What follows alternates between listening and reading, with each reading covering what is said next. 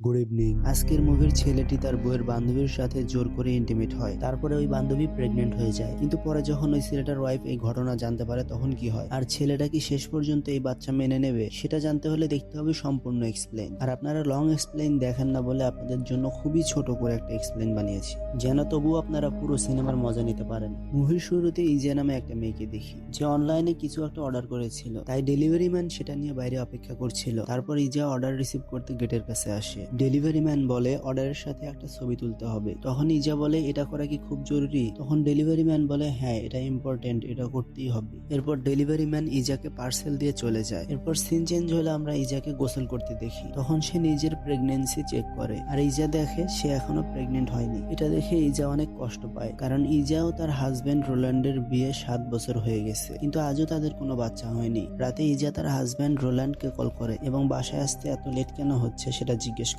তখন রোল্যান্ড বলে আজকে কিছু এক্সট্রা কাজ রয়েছে। তারপরে ইজা রোল্যান্ডকে বলে তোমার জন্য আজকে একটা গিফট রয়েছে, তাড়াতাড়ি বাসায় আসো, এটা বলে ফোন রেখে দেয়। এর কিছুক্ষণ পর আমরা দেখি রোল্যান্ড এখন বাসায় চলে এসেছে, আর ইজার জন্য একটা গিফটও নিয়ে এসেছে। গিফট দেখে ইজা অনেক খুশি হয়ে যায়। তারপরে ইজাও রোল্যান্ডকে একটা ঘড়ি গিফট করে। গিফট পেয়ে রোল্যান্ডও অনেক খুশি হয়। তারপর আমরা দেখি তারা দুজনে ডক্টর আর পেশেন্টের ক্যারেক্টারে মজা করছে, এবং পরে তারা দুজনে ইন্টিমেট হয়ে অনেক এনজয় করে। পরের দিন আমরা দেখি ইজা তার এক বান্ধবীর সাথে রেস্টুরেন্টে দেখা করতে গেছে।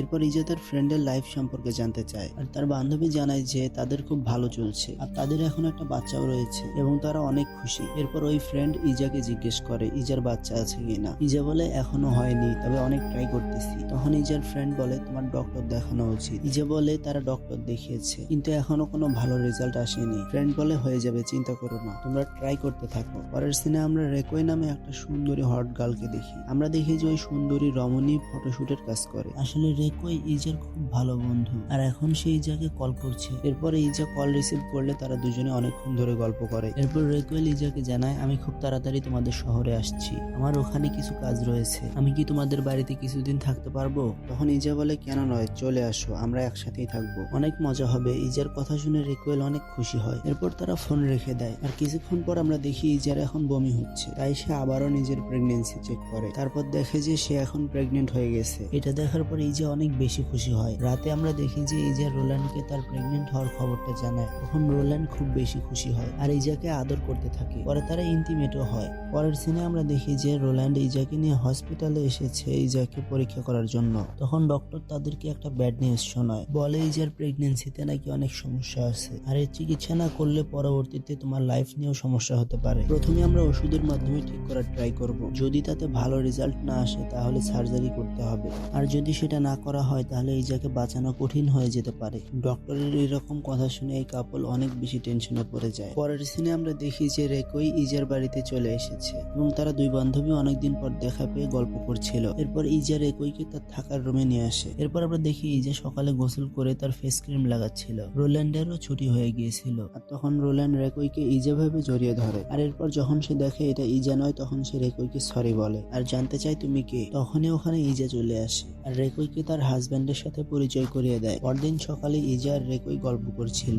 তখন ইজার মন খুব খারাপ ছিল, সেটা দেখে রেকোই তাকে তার মন খারাপের কারণ জানতে চায়। তবে ইজা তার অসুস্থের কথা না বলে এড়িয়ে যায় আর বলে তেমন কিছুই না। তখন রেকোই ইজাকে বলে সৃষ্টিকর্তা আমাদের একটাই লাইফ দিয়েছে, আর আমাদের মন খারাপ না করে এই লাইফটাকে উপভোগ করা উচিত। পরের সিনে আমরা রেকোইকে ঘরের ক্লিনিং এর কাজ করতে দেখি। তখন ইজা দেখে বলে তুমি সব কাজ কেন করছো, তুমি তো এই বাড়ির অতিথি। রেকোই বলে আমি তো এখানে থাকার জন্য এসেছি, একটু কাজ করলে কোনো প্রবলেম নেই। তখন ভুল করে রেকোই ইজার গায়ের উপর পড়ে যায়। তারপর তারা দুজন অনেক মজা করে। পরদিন ইজা ও রেকোই কথা বলছিল। তখন রেকোই ইজাকে বলে আমি তোমার জন্য একটা ড্রেস এনেছি, তুমি সেটা পরে দেখো, তারপরে আমি তোমার ছবি তুলে দেব। এরপর আমরা ওদের দুজনকে ছবি তুলতে দেখি, আর এরপর ফটোশুট করতে করতে তারা দুজনে অনেক এনজয় করে। এরপর রাতে তিনজনকে একসাথে ডিনার করতে দেখি। তখন রোল্যান্ড ইজাকে বলে তোমাকে তো আজকে অনেক খুশি খুশি লাগছে। তখন রেগুল বলে আজকে আমরা অনেক ফটোশুট করেছি, এই জন্যই ইজা অনেক খুশি আজকে। আর ইজাকে খুশি দেখে রোল্যান্ডেরও ভালো লাগে। পরদিন সকালে রেকুল কোথাও যাচ্ছিল। তখন ইজা রেকুলকে জিজ্ঞেস করে তুমি কোথায় যাচ্ছ? রেকুল বলে সে শুটে যাচ্ছে। এরপর ইজা জানায় গতকাল রাতে রেকুল বলছিল যে তুমি আর সাথে আমাদের প্রাইভেসি নিয়ে প্রবলেম হয়ে যাচ্ছে। তখন রেকুল বলে যে আমার তো মনে হয় তোমার হাজবেন্ড রোল্যান্ড আমাকে পছন্দ করতে শুরু করেছে। ইজা বলে আমরা দুজনে যে এনজয় করি সেটা কি রোল্যান্ড জেনে গেল নাকি? তখন রেকুল বলে আমরা তো তখনই মজা করি যখন রোল্যান্ড ঘরে না থাকে, তাহলে সে কিভাবে জানবে? তারপর রেকুল ইজাকে বলে সে তাকে পছন্দ করে আর তারপর তারা আবার এনজয় করে। এরপর সিন চেঞ্জ হলে আমরা দেখি রেকুল তার সবকিছু প্যাকিং করছে। তখন রোল্যান্ড ওখানে চলে আসে আর তাকে জিজ্ঞেস করে তুমি কোথায় যাচ্ছ? রেকুল জানায় সে এখন এখান থেকে চলে যাচ্ছে। রেকুল আরো বলে আমি যদি এখানে থাকি সেটা তো তোমার ভালো লাগছে না, তাই চলে যাচ্ছি। তখন রোল্যান্ড বলে আমি জানি তুমি আমার ওয়াইফ ইজার সাথে কি কি করো। তখন রেকুল বলে আমি এবং ইজা দুজনকে ভালোবাসি। আর এই কথা শুনে রোল্যান্ডের অনেক রাগ হয়। সে জোর করে রেকুলের সাথে ফিজিক্যালি এনজয় করে, মানে ইন্টিমেট হয়েছিল আর কি। যাই হোক, শেষে তারা দুজনে মিলে আবারও ইন্টিমেট হয় এবং এনজয় করে, মানে পরপর দুবার ইন্টিমেট হয়েছিল তারা। এর কিছুদিন পর এখন রেকুল একদিন সকালে জানতে পারে সে প্রেগনেন্ট, আর এটা রোল্যান্ডের জন্যই হয়েছে।